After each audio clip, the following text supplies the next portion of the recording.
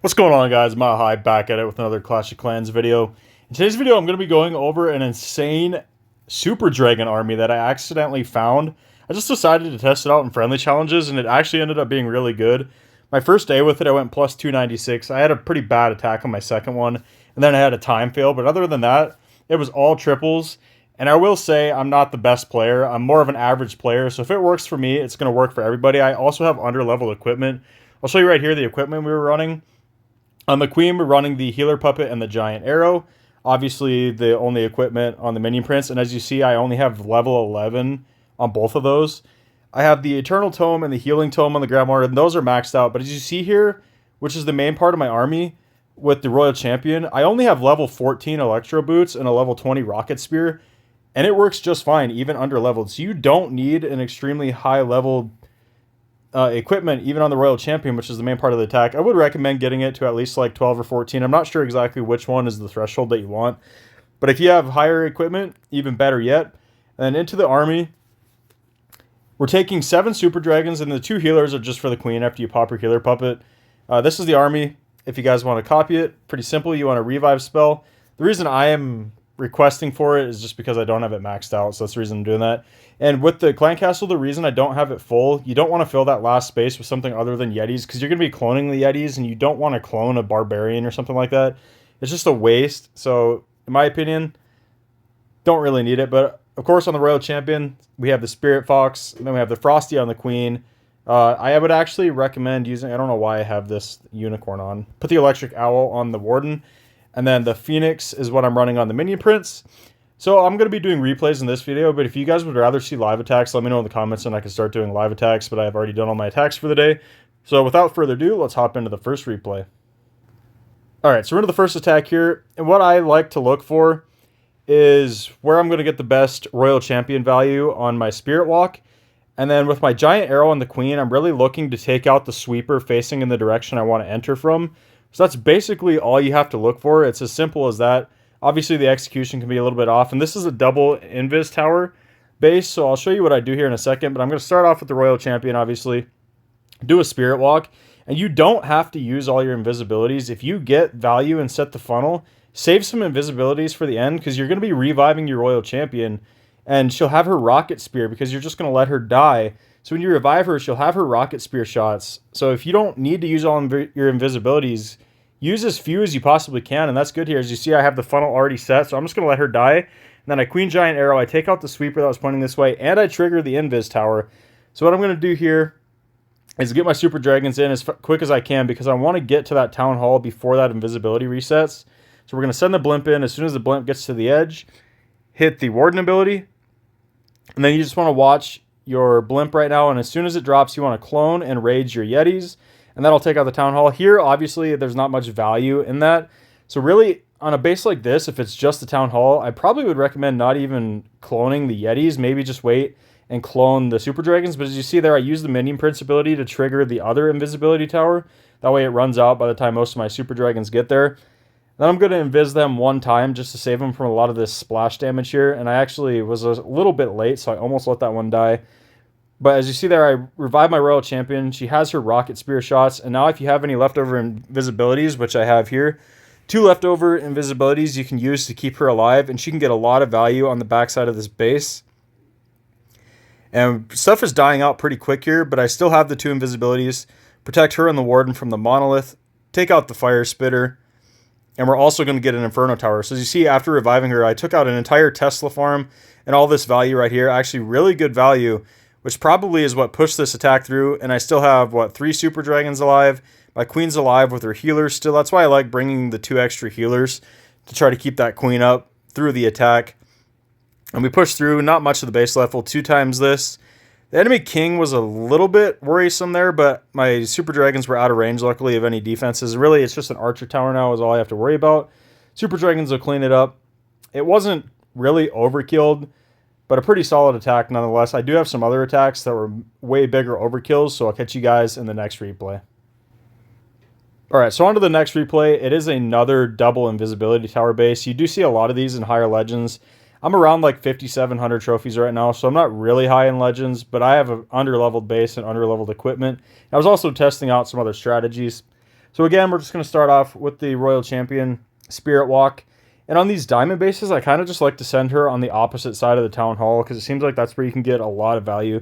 As you see here, there's a lot of big defenses stacked up. We got an Inferno, air defense, scatter shot, a ricochet cannon, all sorts of stuff in this compartment. So if we could take out this whole compartment, it also sets up really good funneling for the Super Dragons. And I'm not 100% sure where I actually come in from with the Super Dragons on this attack, so I'm going to have to watch and see. But you see here, I'll use one more invisibility just to make sure I take out this air defense and the Inferno. And also I kill the enemy Royal Champion, which is pretty nice. And the entire compartment is down now. And I shot the Queen's Giant Arrow from the top, triggered both of the invisibility towers. And that's what you really want to use the Giant Arrow for, that and taking out air sweepers. And then, like I said, you want to get your dragons in quick because you don't want those invisibility towers to reset by the time your blimp makes it to the Town Hall because that could cause you issues. And as you see here, luckily my blimp didn't get frozen by the ice golems coming out of the clan castle. But we do hit the tornado trap. And the blimp's going to fall a little bit short here. But I want to show you if that happens, just try to clone them across the wall and then rage them. I don't think I actually got it, but the Yeti Mites should do the trick anyway. And then I hit the Minion Prince ability, frost all that over, really reduces the amount of damage coming in. As you see, there are a bunch of Yeti Mites jumping on the Town Hall. So even if it does fall short, try to clone them closer to the Town Hall is what I like to do. Then just wait until your Royal Champion is safe and revive her behind the dragons. As you see there, she snipes the multi, takes the Wizard Tower, and then she's going to take out the multi-archer tower, going to take out the Expo, and I still have 2 invisibilities that I can use on her. The Queen's still alive at the top. We have, it looks like just 2 Super Dragons alive. One of them is about to die, and the Warden's following that one for some reason. And you see here, I had the Unicorn on my Grand Warden this whole time for some reason, not really sure why, but keeping the Royal Champion invisible. Probably could have swagged those invisibilities, to be honest, but not taking any chances. Keep her invisible. The defenses are done. This base is toast. We only had 1 Super Dragon left again, but this was pretty overkill, actually. We still have 3 heroes alive. Another 3-star. I'll catch you guys in the next attack. Alright, so on this base, as you can see, we have an invisibility and a rage tower in the core. But look how much value there is for our cloned Yeti blimp in that core. We got 2 multi-Inferno towers, the Town Hall, and the Monolith, and 2 scatter shots. So you can get a lot of value out of your clone blimp on bases like this. So again, we're just going to start up in the corner, try to set a funnel with this RC charge. Even if you don't get a ton of value, you're not always going for value. Some bases present a lot of value, and that's what you can go for. But if not, if you just take out a corner like this and set a funnel for your dragons, it actually works really well. And as you see, my funnel's already set, so I'm not even going to waste any more invises. I'm just going to let her die. Queen's Giant Arrow came in from the left side, triggered that invisibility tower, which is perfect. Now I have a really good funnel set for my dragons. And my Queen actually did get locked onto by the single there, so I had to freeze that. But you see a really good path for the dragons right into the core. And then that cloned Yeti blimp is going to get a ton of value on this base with all those stacked defenses right in the core. Clone and rage your Yetis. As you see here, the Town Hall's down. Both scatter shots are going to go down, and Inferno's down. The Monolith is down, and the other multi is down. Just with that Yeti clone blimp, we took out almost every major defense on this base. And I actually did have a lot of dragons head south because I had the funnel set so tight at the top, which kind of isn't the greatest thing because as you see now, I really have no protection for the Royal Champion. So I'm actually going to have to make her invisible while she's shooting her rocket spears, which isn't ideal. Luckily, or usually you want her to be behind the dragons so she's protected, as there I have to use another invisibility. But we saved 4 of them this time because I just set the funnel, so I had plenty of them to use to keep her invisible. Now she's running into the Queen, so she didn't get as much value as I'd like, but the healers are on her, which is nice. But as you see here, we still have a lot of Super Dragons alive at the bottom. Warden's still alive. I have the Minion Prince still alive. And this one's actually crushed. The enemy Queen is causing me some issues, and I don't have any cleanup at the top. I was a little bit early on dropping my minions, and they must have died to something. So the cleanup is going to take a little bit, so we'll just 4 times through this. But really, it was never in question, as my Super Dragons do die to a Seeking Air Mine, but I still have the Minion Prince, and he still has Phoenix, even if he does go down. So another 3-star, and I will catch you guys. I think I'll do 1 more, and then that'll be it for the video. Catch you guys in the last attack. Alright, so again, we got a diamond-style base, another invisibility tower on the Town Hall, and then a poison. Not really worried about the poison with this because we do have the healing tome on the Warden, so that's not a big deal. But you definitely want to make sure you're triggering that Invis with your Queen's Giant Arrow. Keep that in mind. And then second priority is obviously the sweepers. And again, on these diamond bases, just going to send the Royal Champion from the opposite side of the Town Hall, which is generally what I do on this style of base. Not always, but I would say the majority of the time that's what we're going to do. So we'll just let the Spirit Walk work. And obviously, if you guys don't know, if you drop your Royal Champion first, you want to Invis her every time it gets to 6. So at 56, you'll drop an Invis. And then at 50, your Spirit Fox will make her invisible. And then at 46, you'll drop another. So that's how you cycle the timing. And again, that is going to get changed in the balance changes. But as for now, that's still the timing.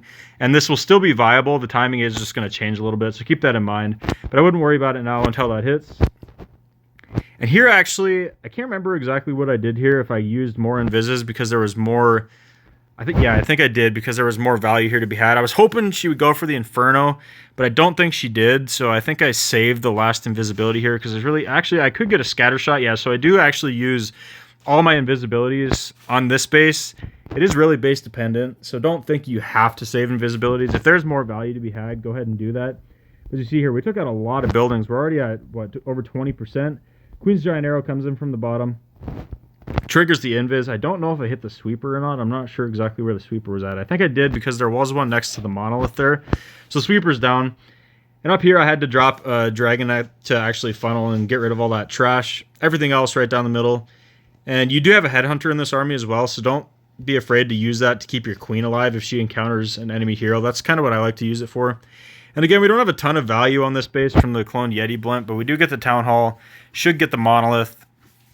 And I think that's about all the value we're going to get from the Yetis, but it still works out. Make sure you guys are shooting your Minion Prince ability through the core. As you see there, I did that and frosted over both Infernos. Really helps. And again, mine's only level 11, so it's really not that effective. If you guys have that maxed out, it's really good.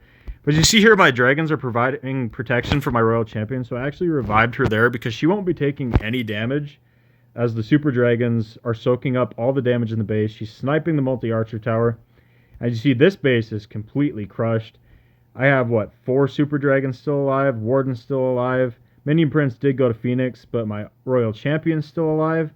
And I'm not sure, the Queen must have died, but the healer's transferred over to the Royal Champion. So if you ever see that opportunity, if your Queen goes down, you could try to revive your Royal Champion and get the healers to transfer. But you see, this base is absolutely crushed. Stood no chance. So I went 6 for 8 on the day. I go back and see again. I think I was plus 296. Yeah, I went plus 296. First day ever using this. It is actually a really strong army. I recommend you guys use it out. Let me know in the comments how it works out for you guys. I'll catch you in the next video.